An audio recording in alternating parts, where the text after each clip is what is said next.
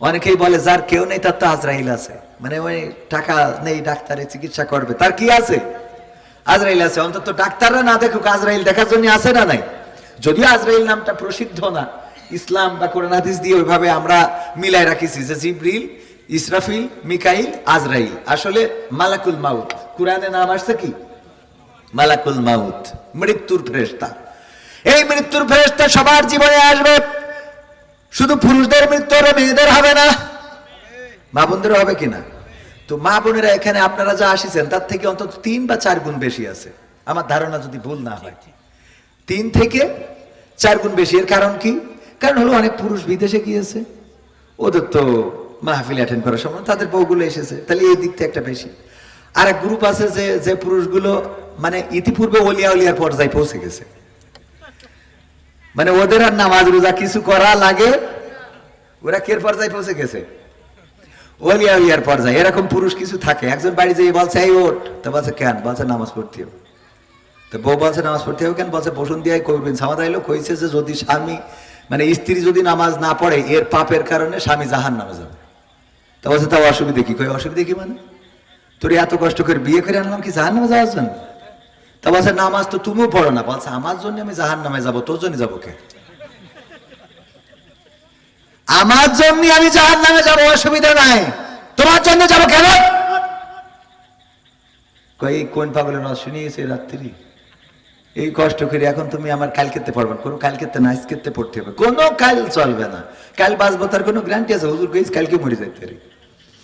জোর করে উঠাই এসে উজু করে এবার বলতেছে যে বলো এখন এই রাতে 1টার সময় কেন নামাজ, কয় রাকাত, কোন সূরা দিয়ে শুরু করবো? বলছে যা হয় পড়। কণ্ঠ নিচেই নামে না, নামে না, যা হয় পড়, যা হয় পড় বললি আসছে না। বলো কি পড়বো, কয় রাকাত, এখন কেন নামাজ, কোন ওয়াক্তের, এইগুলো তো ঠিক মতো ধরি। দেখেন অনেক পুরুষের নামাজ কি কি এটাও করতে পারবে না। সেদিন এক মহিলা ধরলাম যে উজুর ফরজ কয়টা? তা বলছে 3টা। আমি বলছি কি কি? বলছে জহর, আসর আর মাগরিব। সহ্য না করে পারা যায়? বলছে জহর, আসর আর মাগরিব। আমি আমার ওই কুইজে আছে মে ভাই, কুইজে আমি প্রশ্ন করলাম যে মেয়েদের ঋতুর সময় নামাজের বিধান কি? ঋতুর সময় আমি বললাম ঋতু বোঝেন তো? বলছে বুঝতে পারছি। তা বললাম এর সময় নামাজের বিধান কি? বলছে খুব করে পড়তে হবে। ওই সময় কি করতে হবে? খুব নামাজ রোজা করতে। কত বড় খাটাসের খাটাস। বলছে এই সময় নামাজ রোজা করতে হবে। আমি বলছি বাকি সময়? তা বলছে বাকি সময় পড়া লাগবে না। ওর যে সময় পড়া লাগবে না ওই সময় পড়বে। মানে ও নিজেই বানাই নিয়ে হাদিস, হাদিসে মহিলা। কালেমা তৈয়বা প্রায় জায়গায় বলি। কালেমা তৈয়বা যদি জিজ্ঞাসা করি বলেন তো কালেমা তৈয়বাটা, কয় লা ইলাহা ইল্লা আনতা সুবহানাকা ইন্নী কুনতু মিনাজ জালিমিন। মানে ওরে এত বিপদে ফেলে দিয়েছিস ভাই, উনুসের দোয়া করিস বসে থাকে। আছে না নাই? মা বোনেরা, ঋতুর সময় নামাজ মাফ, পরবর্তীতে আদায় করা লাগবে না। কিন্তু রোজাও বন্ধ থাকবে, পরবর্তীতে আদায় করার দরকার আছে না নাই? এই বেসিকটাও জানে না মা বোনেরা, নামাজের নিয়ম কানুন জানে না, উজুর ফরজ জানে না, নামাজের আরকান আহকাম জানে না। কিন্তু আইলা শাইলা বাইলা, cosmetic, Fair and Lovely, lipstick, আলতা, সুনো, পাউডার, এইগুলো একটারও অভাব নাই। কথা কয় না? আমি বলেছি ধৈর্য। শয়তান এবং আমাদের মা বোনেরা এদের মধ্যে মিল আছে যে ধৈর্যের দিক থেকে এরা ফার্স্ট। ধৈর্যের দিক থেকে এরা। শয়তানের ধৈর্য কেমন? আমি বলি শয়তান কোরআনের কোন আয়াত মানুক আর না মানুক, ইন্নাল্লাহা মাআস সাবিরিন, নিশ্চয় আল্লাহ ধৈর্যশীলদের পছন্দ করেন, সাথে আছেন। এই আয়াতটা ফলো করে। কারণটা কি? দেখেন আমার আশরাফ ভাই নামাজ পড়ে, নামাজি, রোজাদার, আল্লাহ ওয়ালা, জামাত ইসলামের রুকন, দায়িত্বশীল। এই কারণে শয়তান বলেছে আর আশরাফের আমি কান ধরলাম, জীবনে কোনোদিন ধোঁকা দেব না।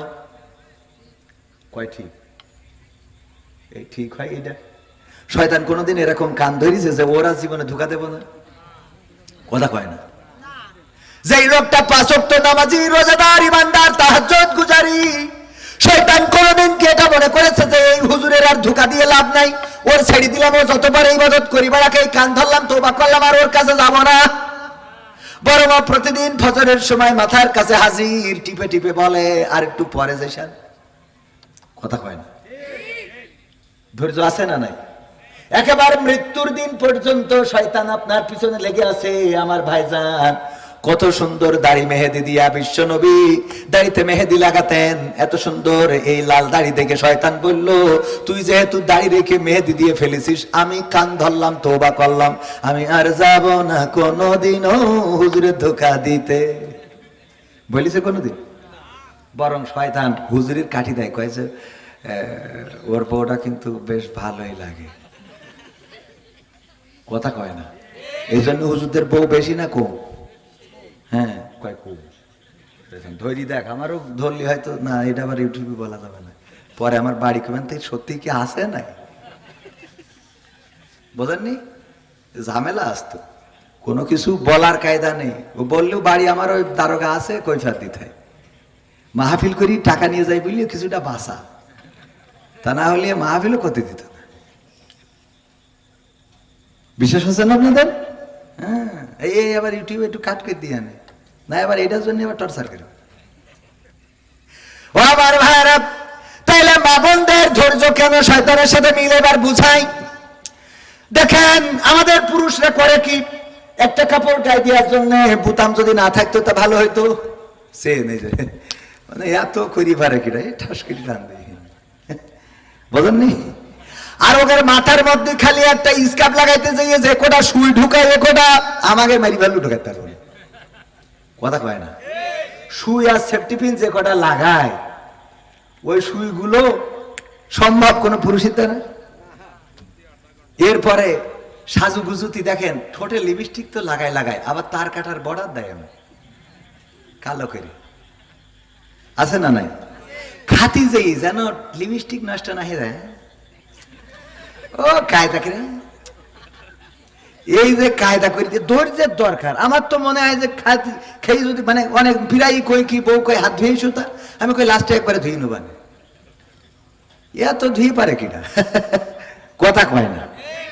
এত হাত দিয়ে পারে কিনা? আমাকে এত ধৈর্য নেই, হাত ধোয়ার ধৈর্য নেই, খালি এই নিয়ে দেখায়। আরে মানে ঠোঁট ঠিক থাক, ধৈর্য, কত ধৈর্য আল্লাহ ওদের দেশে। মেকআপ তো করে করে কালোটারে সাদা চামড়া করে ফেলে, ওর চামড়া অভিশাপ দেয়, তুই আবার করলি কি? চামড়া অভিশাপ দেয়। আমার তো একটা মান সম্মান আছে, এই কথা কয় না? চামড়ার একটা মান সম্মান আছে না?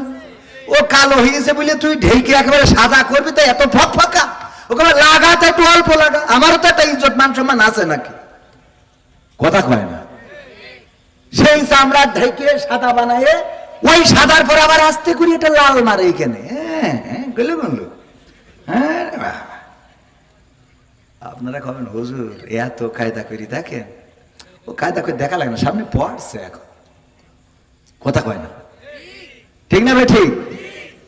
তুমি যার লাগিয়া এমবি ভরো, তার তো বাটন ফোন।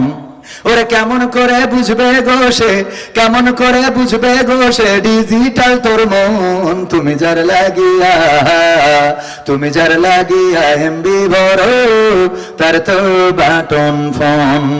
মেসেজ দিলে সিম করে না, দেয় না তো রিপ্লাই, ভিডিও কলে বলবা কথা, ক্যামেরা তার নাই রে, ক্যামেরা তার নাই। ওরে ডিজিটাল এই যুগ জামানাই, ডিজিটাল এই যুগ জামানাই, অ্যানালগ তার মন। তুমি যার লাগিয়া এমবি ভরো, তার তো বাটন ফোন। প্রেম প্রীতি ভালোবাসা বিয়ের আগে নয়, ঠিক না? প্রেম প্রীতি ভালোবাসা বিয়ের আগে নয়। মনের মধ্যে রাখো যুবক আল্লাহ তাআলার ভয় রে, পরকালের ভয়। ওরে তবেই তুমি মুক্তি পাবা, তবেই তুমি মুক্তি পাবা দোজখের আগুন। তুমি যার লাগিয়া এমবি ভরো, তার তো বাটন ফোন। যুবকরা কথা ঠিক আছে তো? কেন বললাম? কারণ এখনকার যুবকেরা প্রেম প্রীতি ছাড়া কিছু বোঝে না। গদখালিতে যাবে, লাইলাতুল ফেব্রুয়ারি পালন করবে। আর আমার মা বোনেরাও তাই, হাতে যার অ্যান্ড্রয়েড ফোন, বিপদ আছে না নাই? ওরে বাবা কি অবস্থা, এখানে সেখানে যেখানে সেখানে, এর সাথে ওর সাথে আপনি পৃথিবীর সব কিছু নিয়ে নেবেন, কোন আপত্তি নাই, কিন্তু উনার হাতের ফোনটা নেওয়া যাবে, নেওয়া যাবে। কয়দিন আগে আমার একজন কাছের মানুষ, সংসারে অশান্তি হয়েছে, আমি বললাম আপনার স্ত্রীর ফোনের পাসওয়ার্ড কি? কই আমি জানি না। কলাম পাসওয়ার্ড কি দিয়া? কই দিয়া। আমি বললাম তাহলে তো হাজাক হয়ে গেছে। কথা কয় না। বউয়ের ফোনে যদি পাসওয়ার্ড থাকে, সেই পাসওয়ার্ড যদি স্বামী না জানে, তাইলে বুঝবেন বউয়ের মধ্যে ভেজাল আছে না নাই। কারণ বউয়ের তো কোনো কিছু গোপন থাকার কথা না।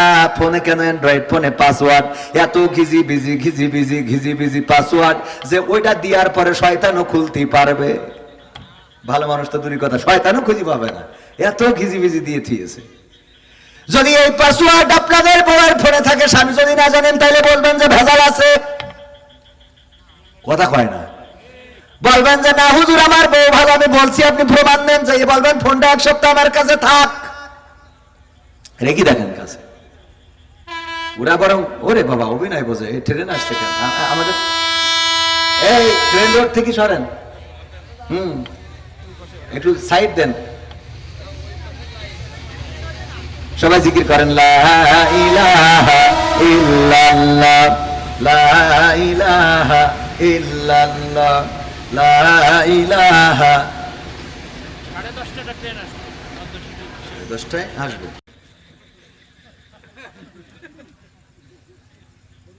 কোন দুনিয়ায় আছি? মাদ্রাসায় পড়ে, নামাজের নিয়ম জানে না, নামাজের আহকাম পারে না, সূরা ফাতিহা পারে না।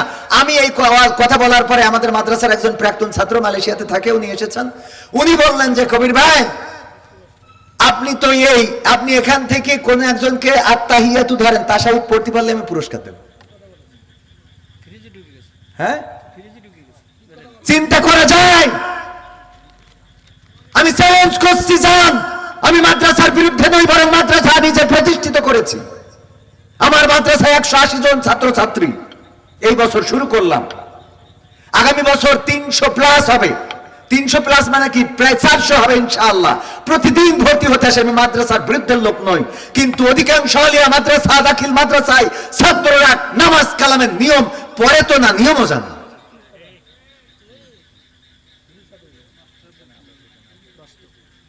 উচিত কথা বললে অনেকেই খেপে যাবেন, অনেকেই রেগে যাবেন। আমি প্রায়ই বলি, ইতিকাফের ওয়াজ শোনাই মসজিদের ইমাম আমার আব্দুল হাই সিদ্দিকী ভাই আছেন, আব্দুর রহমান আমার ইমরান ভাই আছেন, আমি ওনাদেরকে নিয়েই বলছি ইতিকাফের ফজিলত জানেন না ভাই? ওয়াজ করেছেন না ভাই? 99% মসজিদের ইমাম ইতিকাফে বসে না। ফজিলত শোনাই, যে ফজিলত, মেলা ফজিলত। ইতিকাফে বসলে ওর আবুল হায়াত শেষেই যাবে। সত্যি বলছি কিনা আপনি বলেন? লাভটা কি, ফলটা কি, বেনিফিটটা কি? যে মাদ্রাসার শিক্ষার ব্যাপারে ওয়াজ করে বেড়াচ্ছে, তার আমার স্ট্যাটাস দেখলাম, নিজেই মাওলানা স্ট্যাটাস দেয়, আমার ছেলে এসএসসি পরীক্ষার্থী, দোয়া করবেন। কথা কয় না, আছে না নাই? আপনাদের মনে আছে কথাগুলো? আমি আজকে নতুন তৈরি করতেছি। মাদ্রাসার শিক্ষক, প্রিন্সিপাল, মাদ্রাসার সুপার, মাদ্রাসায় শিক্ষকতা করে, নিজের সন্তান জেনারেলে দিয়ে রেখেছে। আমি জেনারেল শিক্ষার বিরুদ্ধেও নই। তাহলে আপনি মাদ্রাসার ফজিলত শোনায় লাভটা কি? আমার আল্লাহ বললেন, ইয়া আইয়ুহাল্লাযীনা আমানু লিমা তাকুলুনা মা লা তাফআলুন। ও ঈমানদারেরা, এমন কোন কথা বলো না যেই কথার সাথে তোমার কাজের মিল নাই, যেই কথা তুমি নিজে করো না, যেই কাজ তুমি নিজে করো না, এমন কথা বলো না। পরের আয়াতে আল্লাহ বললেন, কাবুরা মাকতান ইনদাল্লাহি আন তাকুলু মা লা তাফআলুন। আমার আল্লাহ বললেন, ও ঈমানদারেরা, আরো শুনে নাও, আরো তোমাদেরকে জানিয়ে দিই, আমার কাছে এটা অত্যন্ত অপছন্দের, অত্যন্ত ঘৃণার, অত্যন্ত ক্রোধের, অত্যন্ত রাগের, যে তোমরা মুখে যা বলো কাজে তা পরিণত করো। এমন মানুষ আমরা আছি না নাই? এই জন্য আল্লাহর নবী বলেছেন, জাহান্নাম উদ্বোধন হবে প্রথম যে ব্যক্তি দিয়ে, সেই ব্যক্তিকে কবির বিন সামাদ আলেম দাবি করলাম। তা আলেম আগে বলেছে, আমার এলেমও নেই আর কি নেই, আমলও নেই, 2 জায়গায় আমি ফেল। আমার হুজুররা সেদিন বলতেছে আমাদের মাহফিল 12 তারিখ, কাল দিন পরে মাদ্রাসার আমার দায়িত্ব দিয়েছে যে বক্তাদের এবং প্রাক্তন ছাত্রদের দায়িত্ব দিয়েছে বক্তার টাকা মিটাইতে হবে। তা আমি বললাম যে হুজুর আমাদের পরে এত চাপ দিয়েন না। বলছে তুমি তো এক মাহফিলের টাকা মেরে দিলেই হয়ে যায়। আমি বললাম আমি যে এখানে দ্বিতীয় বক্তা করেছেন এই তো আমার 50,000 টাকার বাড়তে দিয়ে দিয়েছেন, বোঝেননি? তো আমার হুজুররা বলতেছে একটা প্রশ্ন করি তোমার কাছে, এই যে এত টাকা মাহফিল করে নাও, পরকালে কি হবে অবস্থা তোমাদের একটু বলো দিন। তাই আমি বললাম যে হুজুর আপনারা পড়াইছেন আমাদের থেকে তো এলেম আপনাদের বেশি, আমাদের কাছে প্রশ্ন করলে কেমন হয়ে যায়। তারপরেও আমি একটা বিষয়, আমি তো আর মুফতি মুহাদ্দিস মাওলানা ওইসব না, আমি শর্টকাটে একটা জিনিস আমি ধরে রাখিছি, সেটা হলো যে আব্দুল্লাহ আল আমিন, আমির হামজা, তারপরে এই যে হাফিজুর রহমান সিদ্দিকী, তারপরে আরো যে বক্তা আছে বিখ্যাত আছে না, আবুল কালাম আজাদ বাশার, তারপরে আফসারি, এই জাতীয় যে বক্তাগুলো অনেক বড় বড় বক্তা আছে, তাই ওরা আমার থেকে আলহামদুলিল্লাহ হাদিয়া ভালোই নেয়। তো ওরা যদি জান্নাতে যায় তাহলে আমার টেনশন নেই, কিন্তু ওরা যদি জাহান্নামে যায় তা আমি কোনো কথা ছাড়া আগে যেয়ে বসে থাকতে হবে। আমার মানে লাইনটা ঠিক আছে কিনা? বাসার রাস্তা ওই দিন আমার কোনো প্রশ্ন করা লাগবে না, আগেই যাইয়ে চুপচাপ বসে থাকতে হবে। যে আমার আল্লাহ জিজ্ঞেস করে যে তুই এইখানে আজ যদি কটা ধরা খেয়েছ, ও দেখে আমার আর আশা নেই, শেষ। ও আমার ভাইয়েরা, কথাটা হাসির খোরাক দিতে বলি নাই, বাস্তবতা হলো এমন। আমরা মুখে যা বলি কাজে তা করি না। এই জন্য আল্লাহর নবী বলেছেন প্রথম শ্রেণী হলো আলেম, আলেমদের দিয়ে জাহান্নাম উৎপাদন করা হবে। কোন একজন আলেমকে ডেকে দাঁড় করানো হবে আর বলা হবে তোমার জন্য জাহান্নাম ওয়াজিব হয়ে গেছে। সে বলবে আমি তো আলেম ছিলাম দুনিয়ার পরে, আমি একজন মাওলানা ছিলাম, মুফতি ছিলাম, মুহাদ্দিস ছিলাম, হাফেজ ছিলাম, আজহারি ছিলাম, মাদানী ছিলাম, মাক্কি ছিলাম, আমি আমেরিকান ছিলাম, কাতারি ছিলাম। এমনি ভাবে বিভিন্ন দেশের টাইটেল আছে না নাই? বক্তা হইলেই যেন সামনে একটা টাইটেল লাগাইতেই হবে। অনেকেই বলবে হুজুর আপনার নেই তো, তাই একজনের নাম দিয়েছে অমুক মাহমুদাবাদী। তাই আমি বললাম, বলছে এ মাহমুদাবাদী কেন দিল? আমি বললাম আমার বোন নাম হইলো মাহমুদা, এই জন্য উনার বাদী হয়েই তো দেশে। কথা ঠিক আছে রে ভাই? বক্তা হইলেই নামের শেষে আজাদি, ভাসানি, তুফানি, সুনামি, আমফানি আছে না নাই? জিহাদি, অধিকাংশ জিহাদি কোনোদিন রাস্তায় মিছিল করতে দেখি নাই, নামের শেষে বিশাল জিহাদি। ও কোনে জিহাদ করেছে, কোনে গুলি খেয়েছে, আমি তো তার এখানে একটা কাঠার দাগ দেখাতে পারবো যে মোটর সাইকেলটা সেদিন পড়ে যেতে কেটে গেছে, ওদের কাঠার দাগ এটা দেখাতে পারবে না। কথা কয় না? আচ্ছা দেখেছেন জিহাদ, ও জিহাদ করে টাকা দেওয়ার পরে এসেই কেন জিহাদ করি, তারপর মারি যায়। টাকা না দিলে কমিটির সাথে জিহাদ করে, যে টাকা দিলি না কেন, তোকে জন্য অভিশাপ। এই হলো জিহাদি। মানে না, মানে কিসের জিহাদি? জিহাদি তারা যারা 5ই আগস্টে রাস্তায় দাঁড়িয়ে রক্ত দিয়েছে, জীবন দিয়েছে, ফ্যাসিবাদ মুক্ত বাংলাদেশ গড়েছে, মুখে দাড়ি নাই, মাথায় টুপি নাই, টাকুর উপরে কাপড় নাই, এই মানুষটাই জিহাদি। রাজপথে দাঁড়িয়ে জিহাদ করে রক্ত দিয়ে প্রমাণ করেছে।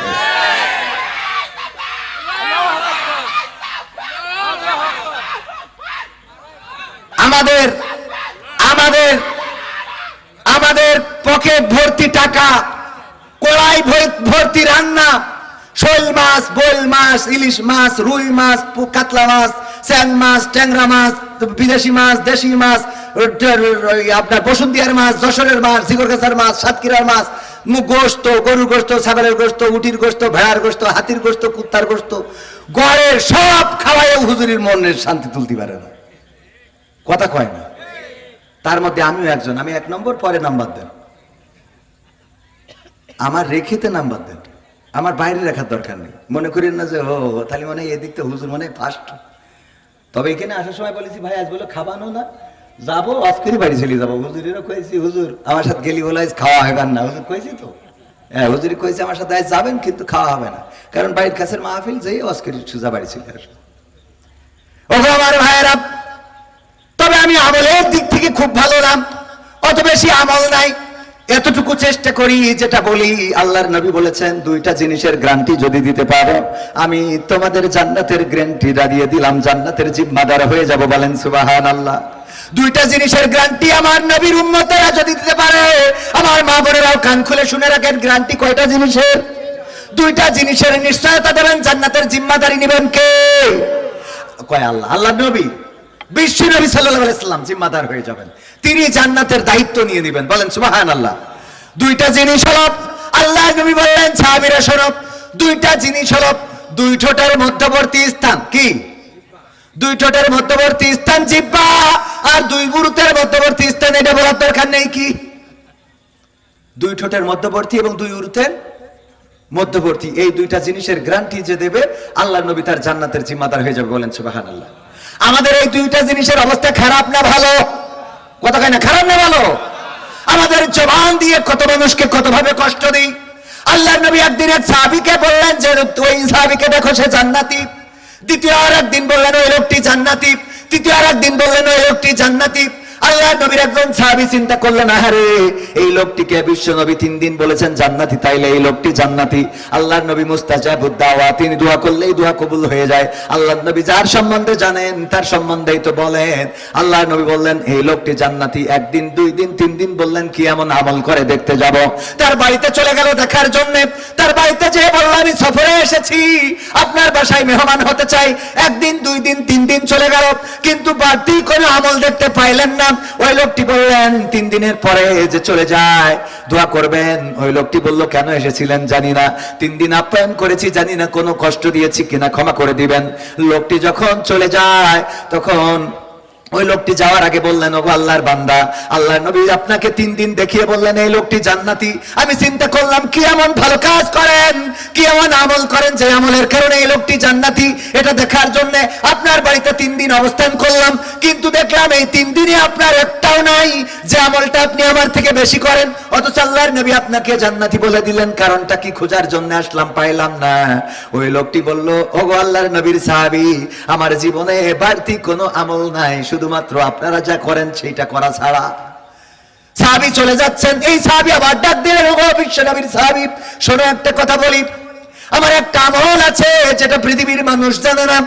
সেই আমলটা হলো আমি যখন রাত্রে ঘুমাতে যাই তখন আমি প্রতিটা মানুষকে ক্ষমা করে দিয়ে ঘুমাতে যাই।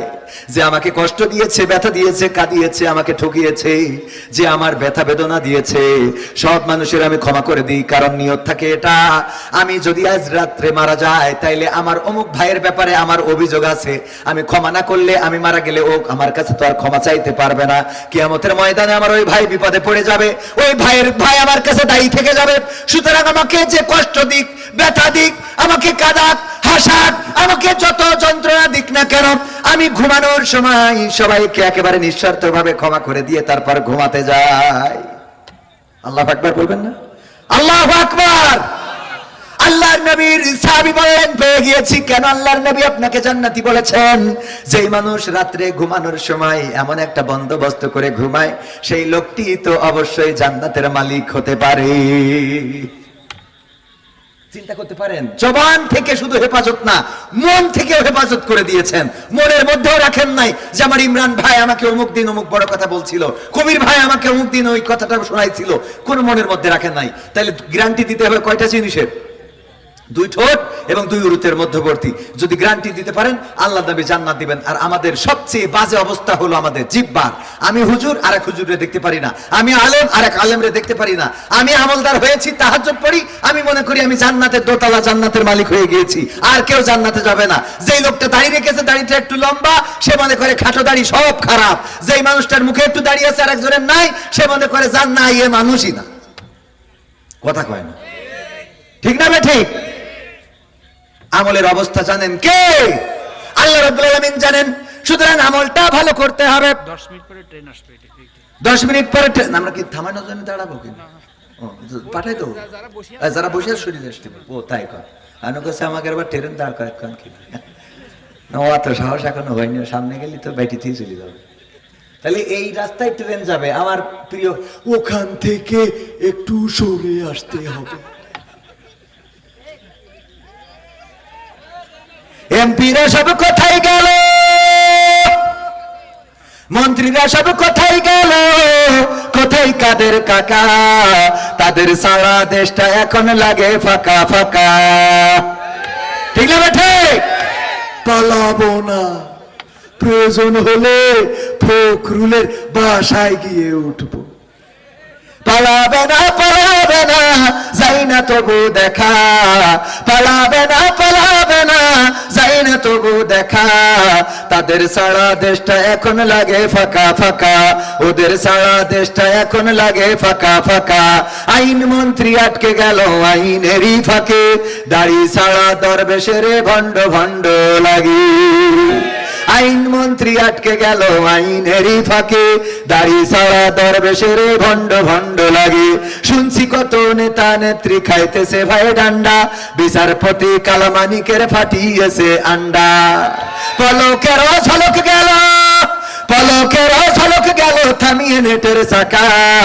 তাদের সারা দেশটা এখন লাগে ফাঁকা ফাঁকা, ওদের সারা দেশটা এখন লাগে ফাঁকা ফাঁকা।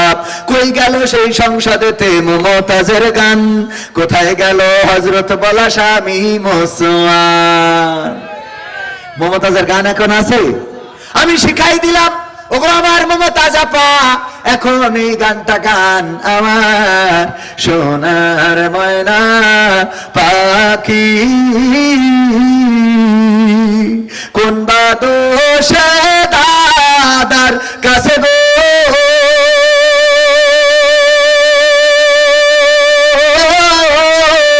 আমরা দেশে কেমনে থাকি রে আমার কলজের ময়না পাখি। এরকম গান গাওয়ার দরকার আছে না নাই?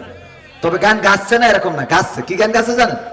ও আমার দরদি আগে জানলে তোর ভাঙা নৌকায় চড়তাম না, ভাঙা নৌকায় চড়তাম না, এই বিপদে পড়তাম না। ওরে বর্ডারেতে খাইলাম ধরা, বিসিটাও তো পাইলাম না। আগে জানলে তোর ভাঙা নৌকায় চড়তাম না। কথা ঠিক আছে তো? আবার আরো একটা গান গাছে, কয়দিন আগে বললো যে রাজপথে নামো, রাজপথে নামার পরে বাটাম খেয়েছে না খায় নাই, দড়ি দড়ি নিয়ে যাওয়া হলো। এবার যাওয়ার পরে বলতেছে ভুলাইয়া ভালাইয়া মরে রাজপথে নামাইলি ও রে, ভুলাইয়া ভালাইয়া মরে রাজপথে নামাইলি ও রে, কেমন করে এত ব্যথা দিলি ও দরদি, কেমন করে জেলে ঢুকাইলি। কারণ এখন অনেকেই বলছে যে রাজপথে দাঁড়াইতে হবে। বাবা, এত সহজে রাজপথে দাঁড়ালে হবে না। 2000 মানুষের জীবন গেছে আর 20,000 মানুষ আহত, এত সহজে রাজপথে আসা যাবে না। শোনা কথা কয় না? মাহফিল গুলো এত সহজে করতে পারিছেন এর আগে? তো এত সহজে করতে আজকেও থানায় গেলাম, আমার মাহফিল 13 তারিখ, গোলাম রাব্বানী ভাই, আব্দুল সালাম যুক্তিবাদী ভাই। তো আমি অবহিতকরণ প্রসঙ্গে একটা চিঠি দিতে গেলাম থানার ওসিকে আজকে। তো যাওয়ার পরে আমাদের প্রশাসনের এক ভাই বলতেছে যে এখন ঈদের পরেও এই ঝড় বাদলের সময় মাহফিল হচ্ছে। সরি, আমাদের থানা সেক্রেটারি উনি বলতেছে মাহফিল এবার জন্য বেশি হচ্ছে, রমজান মাসও মাপ যায় না, ঈদের পরেও এখন মাহফিল হচ্ছে। প্রশাসনের লোক বলতেছে এজন্য কাজা কাফার আদায় হচ্ছে। এজন্য কি আদায় হচ্ছে? কাজা কাফারা। হ্যাঁ, পোস্টার উল্টো লাগাইছি তো। কাজা কাফারা আদায় হচ্ছে। এই মাহফিল গুলো করার জন্য আগে ইতিপূর্বে আমি রামজা ভাইয়ের মাহফিল করলাম, হামজা ভাইয়ের নামটাও প্রচার করতে পারি নাই, নামটা লিখতেও পারি নাই, অনেকেই সন্দিহান ছিল। সেই হামজা ভাইকে গোপনে এনে স্টেজে ওয়াজ করাই দিতে হয়েছে। পরের দিন শুনি থানার ওসি ফোন করে বলতেছে আপনি আমাদের চাকরিটা কি খাবেন? রাত্রে ওয়াজ করে গেছে, তার মানে ওয়াজ করলেও চাকরি যেত। কথা কয় না তো? সুতরাং এত তাড়াতাড়ি রাজপথে নামলে হবে না, ঠিক না বেঠে? কয়দিন আগে বললাম ওবায়দুল কাদের কাকা যদি এখন ফিরে আসতো তাহলে ভাষণে কি বলতো জানেন? অনেকেই ভাবে শেখ হাসিনা পালিয়েছে, শেখ হাসিনা পালাই না, শেখ হাসিনা হিজরত করেছে। কি রত করেছে? কি রত? বক্তৃতা কত শুনবে এখন? ওদের জায়গায় গ্যাপ পূরণ করার জন্য আরো আল্লাহর ওলি। আজ দেখলাম জয় শঙ্কর একটা কথা বলেছে ওবায়দুল কাদের কাকার থেকেও খারাপ কথা বলছে। বাংলাদেশের নাকি শুভাকাঙ্ক্ষী আমার দাদারা, সব দেশের থেকে নাকি ওরা আমাদের দেশের কল্যাণ চায়। কে বলিছে? জয়শঙ্কর। কিটা? জয়শঙ্কর। ওরা নাকি বাংলাদেশের অন্যান্য রাষ্ট্রের থেকে বাংলাদেশের ওরা নাকি কল্যাণ চাই, এত কল্যাণ চাই যে কাঁটা তারের বেড়ায় গুলি করি বাংলাদেশি মারে। কয়দিন আগে বাংলাদেশি মনে করি মারি দেখে ওকে এখন আগা কাটিনি, সে মালদা মরি গেছে। কথা বোঝেননি? এত ভালোবাসে যে অনেক সময় দেখবেন যে কয়না কুত্তা হন্য হয়ে গেলে নিজের গায়ে নিজে কামড় দেয়, আছে না নাই? সাপ দেখবেন যখন খুবই করে নিজের লেজে নিজে কামড় দিয়ে বসে থাকে। ওরা এত শুভাকাঙ্ক্ষী, এত কল্যাণকামী যে আমাদের বাংলাদেশিদের বর্ডারে না পেয়ে নিজের তা মারতেছে। এত কল্যাণকামী। আমাদের কল্যাণ চাও বলে বর্ডারে আমার ফেলারিকে তোমরা ঝুলিয়ে রেখেছিলে। আমাদের কল্যাণ চাও বলে আমাদের দেশের উন্নয়নে যার সবচেয়ে বেশি ভূমিকা, এই দেশে ইসলাম প্রচারের জন্য বঙ্গবন্ধুর পরিবার এসেছিল। পদ্মা সেতু, মেট্রো রেল, ট্রেন, সুখ, শান্তি, ডিজিটাল, স্মার্ট সব দিল আমাকে। সেই নেতৃত্বরা নিয়ে যেয়ে তুই দিয়েছিস। তোরা আমাকে কল্যাণ চাস? তোরা কথা কয় না। কল্যাণ চালিয়ে এত উন্নয়নের একজন নেত্রী ডক্টর ইউনূস চাইছে, তাও দিচ্ছে না। ওগেরই লাগবে, কথা কয় না। এ যেন ওগেরই লাগবে, আমাকে যেন কোনো অধিকার নেই। আমাদের দেশে এত উন্নয়নের যার ভূমিকা, তার তুলে নিয়ে যাওয়ার কনকের কিটা? আমাদের উন্নয়ন তো আরো দরকার, কথা কয় না। নাকি ভয় করতে আমি? ক্ষমতায় কেউ স্থায়ী হয় না, হোক না সে হাসিনা কি বারে না, সে আরটা চিরকাল থাকে না।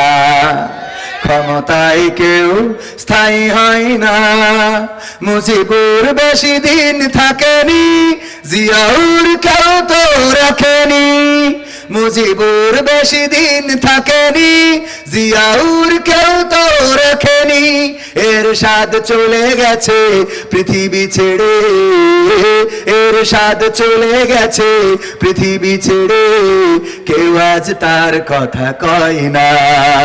ক্ষমতায় কেউ স্থায়ী হয় না, হাসিনা ক্ষমতা ধরে রাখতে আয়না ঘর বানিয়েছিল, জনগণের রোশান আলো দাদার দেশে পালিয়ে গেল। হাসিনা ক্ষমতা ধরে রাখতে আয়না ঘর বানিয়েছিল, জনগণের রোশান আলো দাদার দেশে পালিয়ে গেল। ডিবি হারুনের পাশে আর, ডিবি হারুনের পাশে আর পরিমণিদের দেখা যায় না। ক্ষমতায় কেউ স্থায়ী হয় না, হোক না সে হাসিনা কি বারে না, সে আরটা চিরকাল থাকে না। ঠিক না বেঠে? আমার দাদারা আমাদের দেশের কল্যাণকামী অন্যান্য দেশের থেকে বলেছে জয়শঙ্কর। এটা যদি সত্য হয় তাইলে আজকের দিনেই তোমরা আমাদের ফ্রান্সে যে মাল রপ্তানি করবো, আমাদের যে ওখান থেকে ট্রানশিপ নাকি ট্রানজিট শিপ নাকি যেন ইংরেজি শব্দ, এত শক্ত শব্দ বলতে পারলাম না, ট্রানজিটের জন্য ওখান থেকে যে বন্দর ব্যবহার করা হতো, সেই বন্দর ব্যবহার করার অধিকারটা কেড়ে নিয়েছে, আমাদের ট্রাক ফেরত পাঠিয়ে দিয়েছে আমাদের দাদারা। আজকের ঘটনা, কথা কয় না। এই নিয়ে পিনাকি ভট্টাচার্য খুব গুরুত্বপূর্ণ একটা কথা বলেছে যে আমাদের শুভাকাঙ্ক্ষী, এত শুভাকাঙ্ক্ষী যে কই, আমি আপনার স্ক্রিনশট করে রাখিছি যাতে আবার কেউ বলতে না পারে যে কই কি বললো। আমি আপনাদের একটু পড়ে শোনাই যে এতটাই শুভাকাঙ্ক্ষী তারা।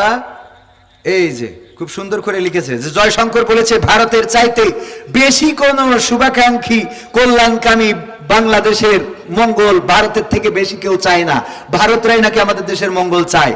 উনি লিখেছেন পৃথিবীতে এক রাষ্ট্রের মঙ্গল আরেক রাষ্ট্র কখনো এইভাবে চায় না। বাংলাদেশের মঙ্গল দেখা ভারতের রাষ্ট্রের কাজ না, ভারত রাষ্ট্রের কাজ তার নাগরিকদের মঙ্গল দেখা। মায়ের চাইতে তো মাসির দরদ বেশি হতে পারে না। ভারত কত মঙ্গল চায় সেটা বাংলাদেশ গত 55 বছরে টের পেয়েছে। ভারত বাংলাদেশের মঙ্গল চায়, এই জন্য সীমান্তে পাখির মতো মানুষকে গুলি করে হত্যা করে। ভারত আমাদের দেশের কল্যাণ চাই বলে বাদ দিয়ে আমাদের নদীগুলো শুকিয়ে দিয়েছে।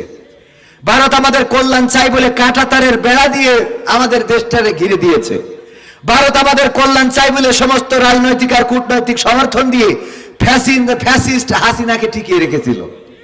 ভারত আমাদের কল্যাণ চাই বলে তারা আমাদের ট্রান্সশিপমেন্ট, এই যে ইংলিশটা বলতে পারছিলাম না, কি শিপমেন্ট, ট্রান্সশিপমেন্ট বন্ধ করে দিয়েছে। ভারত আমাদের কল্যাণ চাই বলে আম জনতা আমাদের কাংলু বলে ডাকে। ভারত আমাদের কল্যাণ চাই বলে সীমান্তে ফেন্সিডিলের কারখানা খুলে বাংলাদেশকে ফেন্সির আখড়া বানিয়ে ফেলেছে। এছাড়াও আরো অনেক আছে না নাই? তারা আমাদের কল্যাণ চাই বলে বাংলাদেশের মানুষকে উস্কে দিতে নানান সময় নানান অপপ্রচার করে। তার মধ্যে অন্যতম অপপ্রচার হলো ডক্টর ইউনূস ক্ষমতা পাওয়ার পরে বলা হয়েছিল এই দেশে সংখ্যালঘু নির্যাতন হচ্ছে, বলেছে না বলে নাই? আমার দেশে আলেম ওলামারা মন্দির পাহারা দিয়েছে, মসজিদের সামনে আলেম ওলামারা নামাজ আদায় করেছে, বলেন ঠিক না ঠিক? ফজরের আজান হয়েছে, মাদ্রাসার ছাত্ররা মন্দিরের সামনে নামাজ আদায় করেছে শুধুমাত্র তাদের মন্দির পাহারা দিতে। এই সম্প্রীতি বাংলাদেশ দেখেছে। শুধু তাই নয়, এবার ঈদের দিনে ঈদের নামাজে হিন্দুরা ফুল ছিটিয়েছে মুসলমান নামাজিরা যখন নামাজে গিয়েছে, বলেন ঠিক কিনা? এই সম্প্রীতি গত 16 বছরে ছিল না, এই সম্প্রীতি এবার প্রতিষ্ঠিত হয়েছে। যারা বলে এই দেশে সংখ্যালঘু নির্যাতন হয়েছে, আমার রিসার্চ একটা জিনিস খুঁজে পেয়েছে, সেটা হলো নাসির হজ্জা বাড়িতে একদিন গোশত নিয়ে এসেছে, 1 কেজি গরুর গোশত। কিসের গোশত? অনেকদিন ধরে খাওয়া হয় না, এনে স্ত্রীকে বলতেছে রান্না করো, একটু মজা করে খাবো। আমি গেলাম কপোতাক্ষ থেকে গোসল করে আসি, গোসল করে এসে সরিষার তেল নিয়ে মালিশ করতেছে আর বলতেছে নিয়ে আইসো, নাল তো খালি পড়তেছে জিভের পরে। 1 কেজি গরুর গোশত, অনেকদিন পরে গোশত খাবে, এরকম অভাব আগে ছিল না? ছিল না। আর 1 কেজি গোশত খাওয়া কি মানুষের জন্য কোনো ব্যাপার ছিল? এক বসাই 1 কেজি গোশত, 1 কেজি চালের ভাত এমনি মেরে দিতে পারে। এখনো এরকম মানুষ আছে না নাই?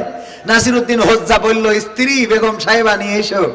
বেগম সাহেবা নিয়ে আসবে কি, বিড়াল একটা ধরে এনেছে। কে এনেছে? বিড়াল গলায় দড়ি দেয়, এনে বলছে কত করে বললাম বিড়ালটা ফেলাই দিয়ে এসো, আজকে কি ক্ষতিটা হয়ে গেল। কেন? তা বলছে তোমার এই বিড়ালে সেই 1 কেজি গোশত সব তেস মেরে দিয়েছে। বলছে সত্যিই খেয়েছে? বলছে আমার কথা বিশ্বাস হয় না, আমার কথা বিশ্বাস হয় না, আমি এই সংসার করবো না। মানে হয়েছে কি, ওই স্ত্রী রান্না করতে করতে একান দোকান করে খাতি খাতি ও 1 কেজি গোশ মারি দেওয়া শেষ। তো নারীদের কিন্তু বুদ্ধি আছে, এদের বুদ্ধি এত বুদ্ধি, যদি দেখবেন যে বল্টুর সাথে কথা বলতেছে, হ্যাঁ বল্টু ভাই তোমাকে খুব মিস করছিলাম জানো, তুমি কল দেওয়াতে আমি খুশি হয়েছি। হ্যাঁ তোমার সাথে কথা না বললে ভালো লাগে না, তুমি আমাকে কল দিবা, যখনই মনে পড়বে আমাকে কল দিবা, ঠিক আছে?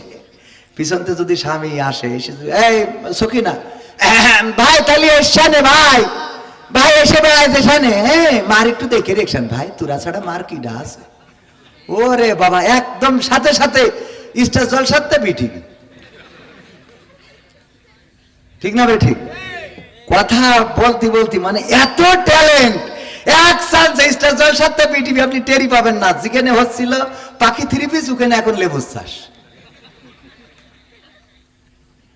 মহিলারা বলছে হুজুর এই কি খালি শুধু আমাকে বলার জন্য না, পুরুষদেরও কবা নেই, ওদেরও বলবা না, একটু সময় দেন, খালি একটু সময় দিতে হবে। আজকে নিজেদের এলাকার মাহফিল দরকার হলে আজকে নাই সকাল হয়ে যাবে।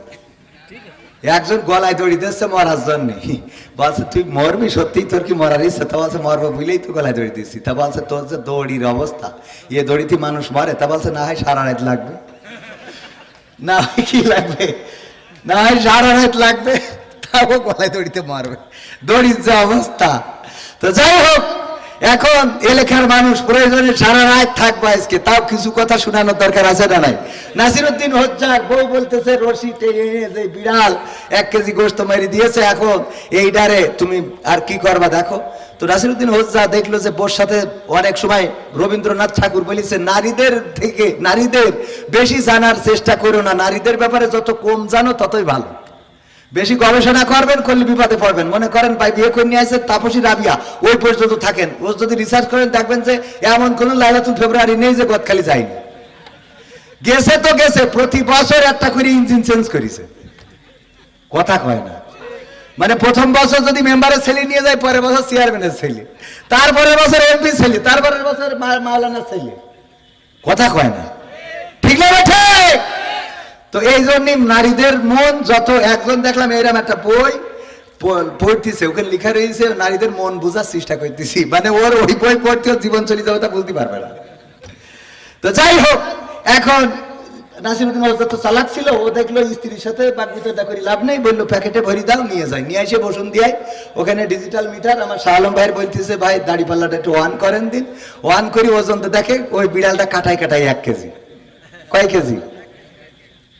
বাড়ি যে স্ত্রী বলছে, বেগো সত্যি কি এই বিড়াল তোমার ওই 1 কেজি গোশ খেয়েছে? তুমি এখনো অবিশ্বাস করো? আব্বার কাছে ফোন দিয়ে আমি আজকেই বাড়ি দাঁড়িয়ে চলে যাবো। এই সংসারে আসা পর্যন্ত আমার জীবনে সুখ নাই, শান্তি নাই, আমি আর থাকবো না।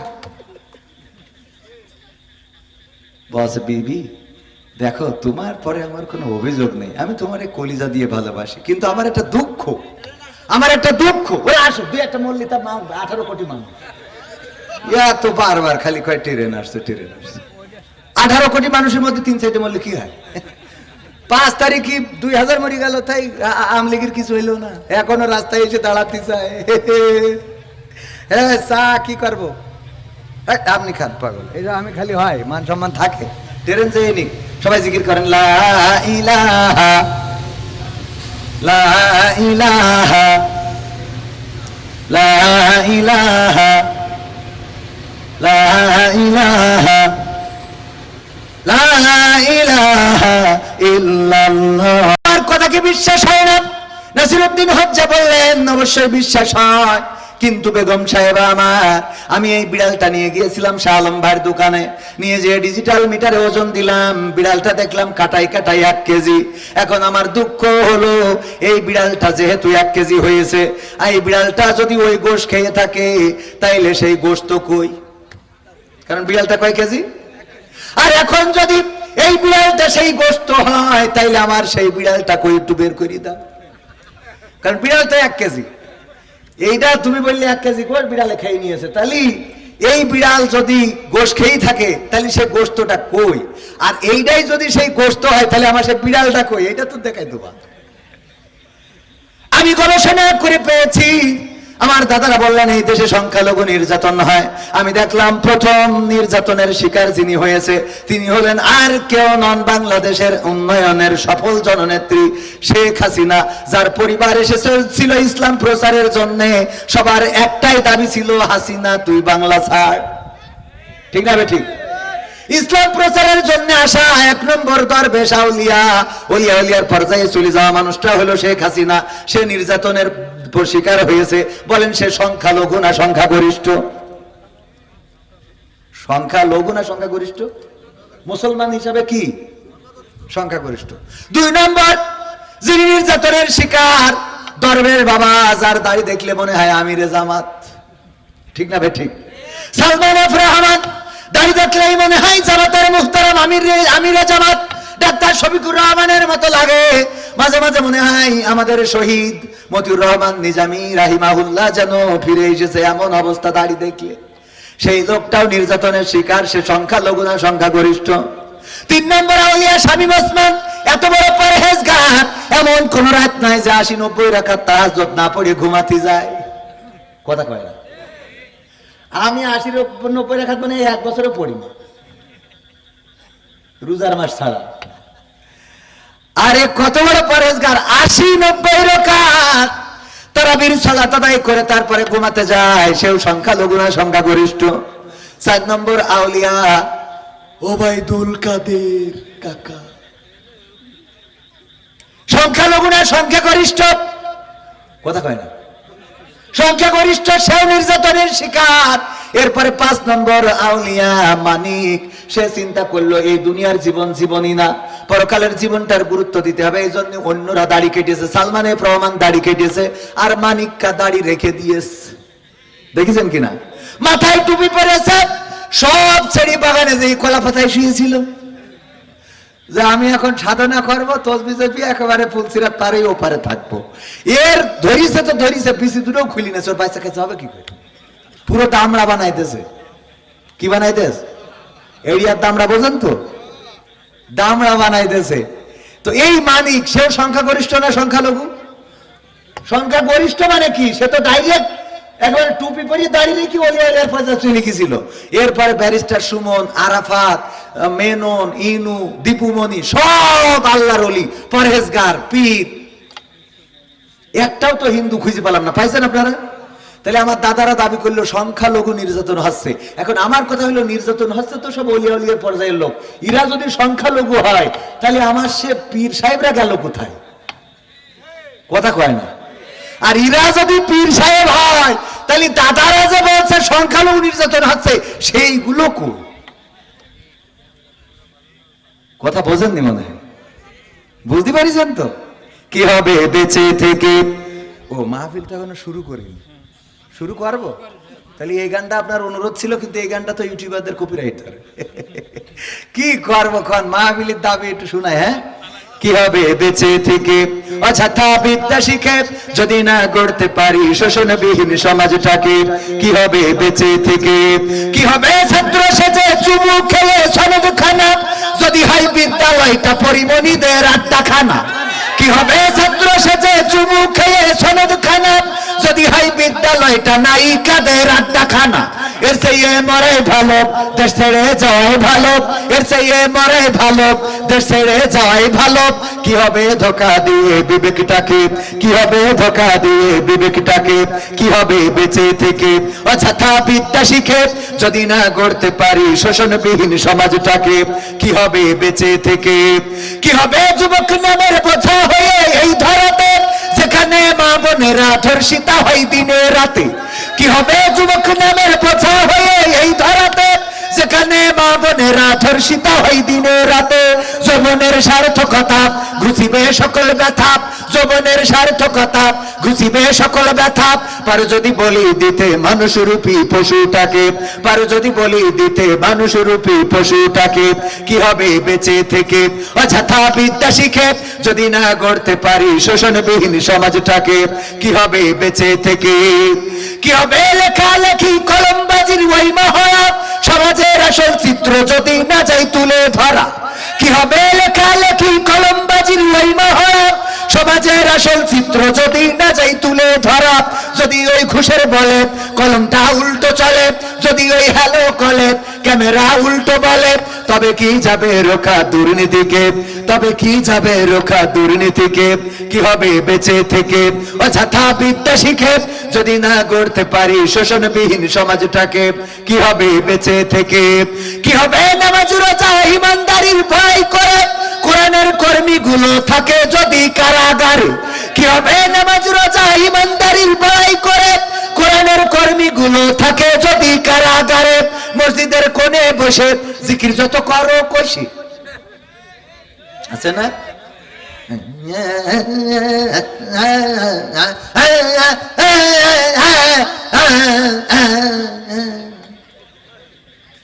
আবার মে ভাই নতুন সিকিউরিটি